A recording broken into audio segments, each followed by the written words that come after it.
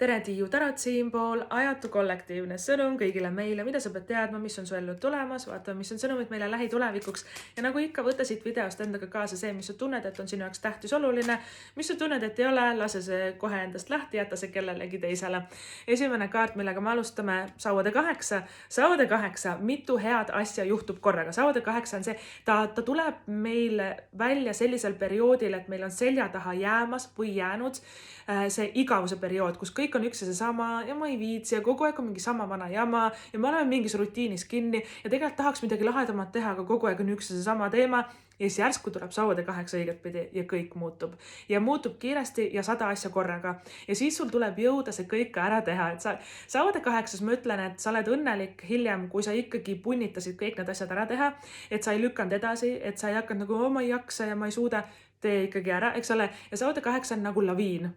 Kuskilt pääseb valla nagu selline laviin häid asju, mis lihtsalt veereb nagu meie ellu ja see võib olla tööalaselt tuleb äge pakkumine. Sõbrad ütlevad, lähme välja, äkki tuleb mõni reis, äkki teeme seda ja vaata, et ta nagu aina tuleb ja tuleb ja tuleb. Ja siis ühel hetkel sauade 8 meil on nagu selline tunne, et peatage maailm, ma ei jaksa enam, et seda on palju.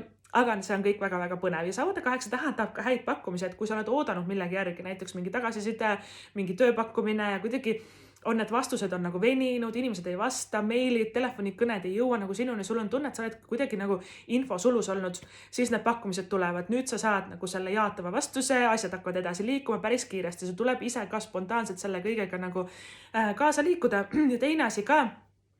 Sauade 8 tähendab seda, et suhtlema hakkavad sinuga inimesed, kellega see suhtlus on nagu katkenud, et nad ei ole mitu kuud, mitu aastat võib-olla isegi rääkinud sinuga, järsku nad tahavad sinult midagi, et siin on ka väga palju sellist suhtlemist ja rääkimist, aga sauade 8, tead, ma ütlen sulle niimoodi, võivad tulla päris head pakkumised läbi nende vanade kontaktide või kellega ammu ei ole rääkinud, sealt on võib-olla midagi päris head ja võib-olla isegi mitu head asja korraga su ellu tulemas. Noh, ja millest me räägime, müntide äss on meil väljas. Müntide äss ongi see hea pakkumine, millest ma just rääkisin.